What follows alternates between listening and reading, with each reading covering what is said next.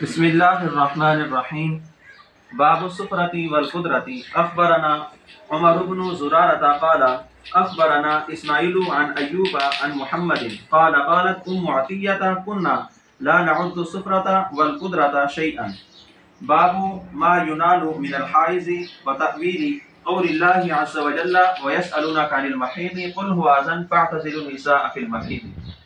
أخبرنا إسحاق بن إبراهيم حدثنا إسماعيل بن حرب قال حدثنا حماد بن سلمة عن ثابت عن أنس قال كانت اليهود إذا حاضت المرأة منهم لم يؤكلوهن ولا يشاربوهن ولا يجامعوهن في البيوت فسألوا النبي صلى الله عليه وآله وسلم فأنزل الله عز وجل ويسألونك عن المحيض قل هو أذى فأمرهم رسول الله صلى الله عليه وآله وسلم أن يؤكلوهن ويشاربوهن ويجامعوهن في البيوت وأن يصنعوا بهن كل شيء ما خلا الجماع.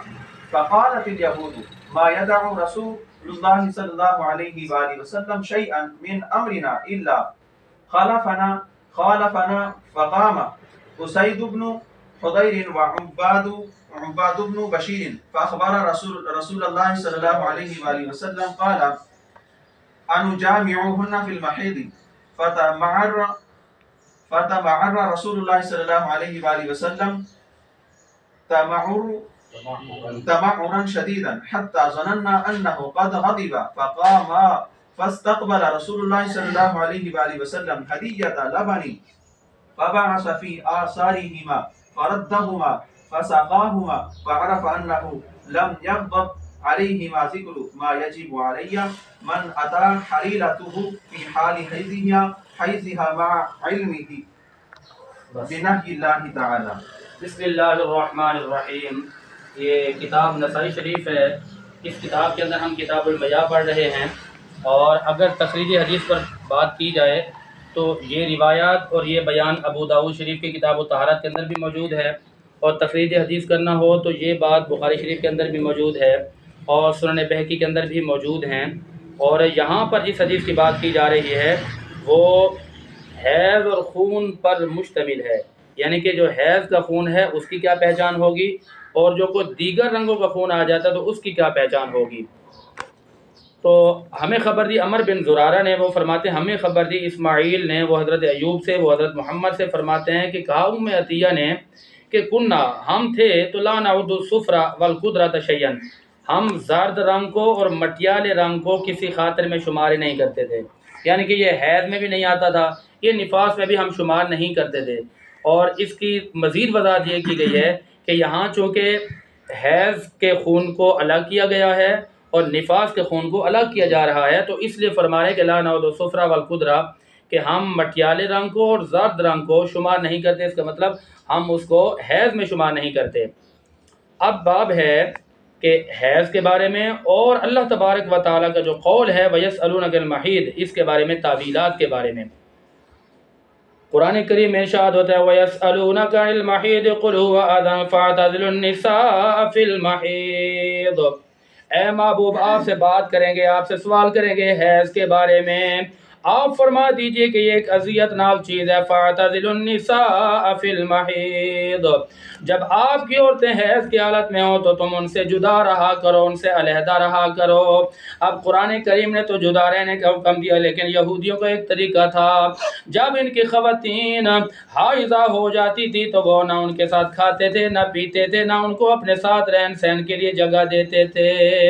اب صحابہ اکرام نے میرے آقا کی بارگاہ میں سوال کیا، یا رسول اللہ، جو حائضہ خواتین ہیں ان کے بارے میں کیا احکامات ہیں؟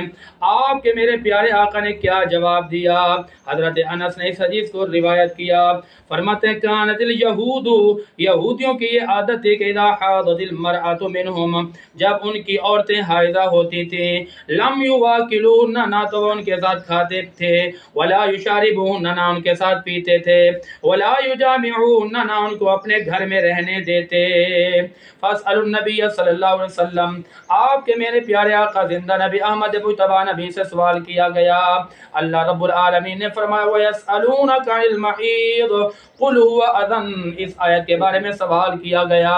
फ़अमरहुम, नबी अलैहिस्सलाम ने उनको हुक्म दिया अन युआकिलुहुन्ना व युशारिबुहुन्ना व युजामिउहुन्ना फिल बुयूत। अगर किसी औरत को जनाब अली हैज आ जाए तो फरमाया उनके साथ खाया भी करो और पिया भी करो और उनको अपने घरों में रहने भी दिया करो। और अगर हाइजा औरत है, घर में कोई और खाना बनाने के लिए नहीं है, आटा गूंदने के लिए नहीं है, तो वो आटा भी गूंद सकती हैं, खाना भी बना सकती हैं। लेकिन मुस्तहब अमल ये है कि जब ये काम करें तो इसके साथ साथ ये वुज़ू कर लिया करें, वुज़ू करके ये बात करनी है। और ये कि करें उनके साथ हर वो चीज़ वहीं असनाउ बिहिन्ना कुल्ला शै मा खलल जिमा। सरकार ने फरमाया कि जिमा के अलावा बाकी जो भी फ़ायदा हासिल करना चाहते हैं फ़ायदा हासिल कर लें ख़वातीन से, सिर्फ जिमा नहीं करना। अच्छा, यहूदियों ने कहा मा यदउ रसूलुल्लाह सल्लल्लाहु अलैहि वसल्लम शैअन मिन अमरिना इल्ला खालफना, कि रसूलुल्लाह ने कोई ऐसा अमर नहीं छोड़ा, कोई ऐसा काम नहीं छोड़ा जिसमें हमारी मुखालफत ना की हो। बस खड़े हुए हज़रत उसैद बिन हुदैर और उबाद बिन बशर, उन्होंने खबर दी रसूलुल्लाह सल्लल्लाहु अलैहि वसल्लम को ये, तो क़ाला, उन्होंने कहा अनुजामिहुन्ना फिल महीद, कि हम जिमा नहीं करेंगे हैज़ की हालत में। तो फ़तअम्मर रसूलुल्लाह, मेरे आका का चेहरा तब्दील हो गया, तमाउरन शदीदन, शदीद तब्दीली आ गई। हत्ता ज़न्नना, यहाँ तक कि हम गुमान करने लगे कि आका नाराज़ हो गए। तो वो दोनों खड़े हो गए। तो फस्तक़बल रसूलुल्लाह हदिया, पर थोड़ी देर के बाद हुजूर के बाद तोहफ़ा आ गया दूध का। तो फ़बअथ फ़ी आसारिहिमा, रसूलुल्लाह ने उनके पीछे भेजा, उन दोनों को बुलाया, उन दोनों को पिलाया। बस पहचान लिया गया कि आप अलैहिस्सलातु वस्सलाम नाराज़ नहीं हैं। इस हदीस से ये बात पता चली कि जो यहूदियों का तरीका है कि उनको अलग कर देना, रहन सहन अलग कर देना, उनके साथ खाना पीना ना करना, ये यहूदियों का तरीका है। इस शरीयत मुहम्मदी के अंदर इजाज़त है कि अगर कोई हाइज़ औरत हो तो उसके साथ खाना भी जायज़ है, उसके साथ पीना भी जायज़ है, वो खाना भी बना सकती है, आटा भी गूंद सकती है, लेकिन वुज़ू कर ले और उसको अपने घरों में रहा करें, क्योंकि वो एक इंसान है। दुआ है कि अल्लाह अमल की तौफ़ीक़ अता फरमाए।